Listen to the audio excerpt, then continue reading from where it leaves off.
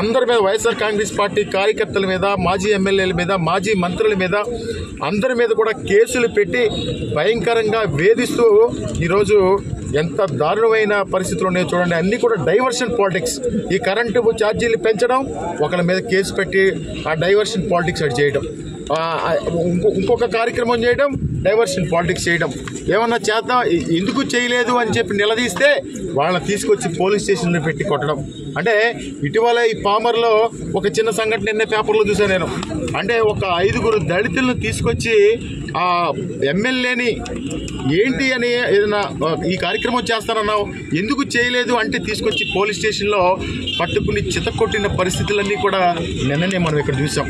ఇదంతా కూడా రాష్ట్ర వ్యాప్తంగా కూడా ఈ విధంగానే రాష్ట్ర ప్రజల్ని మోసం చేసి అధికారంలోకి వచ్చినటువంటి చంద్రబాబు నాయుడిని రోడ్ల మీద ఇలా అడగడమే కాదు, రోడ్ల మీద నడవనించే పరిస్థితులు కూడా రాబోయే కాలంలో ఉండవని చెప్పి కూడా ఈ సందర్భంగా మనం చేసుకుంటూ, మీరు గనక కరెంటు ఛార్జీలు తగ్గించకపోతే క్షేత్రస్థాయిలోకి వెళ్ళి ఆందోళన చేసి ప్రజలలో చైతన్యం తీసుకొచ్చి మిమ్మల్ని రోడ్ల మీద తిరగనించే పరిస్థితులు కూడా ఉండవని చెప్పి కూడా ఈ సందర్భంగా మనం చేసుకుంటూ, ఇదే విధమైనటువంటి దాష్టికాన్ని, ఇదే విధమైనటువంటి దాడుల్ని ఈ 6 నెలల్ని కూడా కొనసాగిస్తూ ఉన్నారు.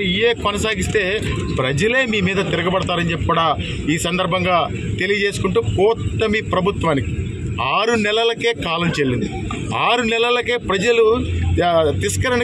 చరిత్రలో 6 నెలలు తిరక్క ముందే ప్రజల నుంచి ఇంత వ్యతిరేకం తెచ్చుకున్నటువంటి ఈ ప్రభుత్వం ఏదన్నా ఉందంటే ఈ కూటమి ప్రభుత్వమేనని చెప్పి కూడా ఈ సందర్భంగా మనవి చేసుకుంటూ, మీరు కనుక ఈ విద్యుత్ ఛార్జీలు తగ్గించకపోతే మా పోరాటం ఉధృతం చేస్తాం.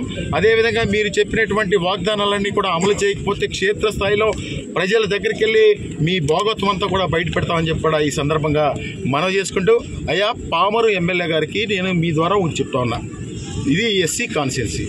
దళితుల యొక్క ఆలోచనలు, దళితుల యొక్క మనోభావాలు, అదేవిధంగా డాక్టర్ బిఆర్ అంబేద్కర్ గారు రాజ్యాంగం రచించిన స్ఫూర్తితో మీరు ఎమ్మెల్యేగా పనిచేయండి. కానీ దళితులను తీసుకొచ్చి రోడ్ల మీద తీసుకొచ్చి పోలీస్ స్టేషన్లో కొట్టడం అనేది అది చాలా దారుణమైన విషయం అని చెప్పి ఈ సందర్భంగా ఆ ఎమ్మెల్యే గారికి ఆయన బాధ్యతను గుర్తు చేస్తూ, ఈ కార్యక్రమంగా ఆ ఎమ్మెల్యే గారికి ఆయన బాధ్యతను గుర్తు చేస్తూ ఈ కార్యక్రమానికి విచ్చేసిన ప్రతి ఒక్కరికి కూడా ధన్యవాదాలు తెలియజేసుకుంటూ, రాబోయే కాలంలో ఈ కూటమి ప్రభుత్వానికి బుద్ధి చెప్పే రోజులు మీ అందరూ కూడా తీసుకొస్తారు. వైఎస్ఆర్ కాంగ్రెస్ పార్టీ కార్యకర్తలందరూ కూడా సైనికుల్లా ఉన్నారు. ఏదైతే ఆయన అబద్ధాలు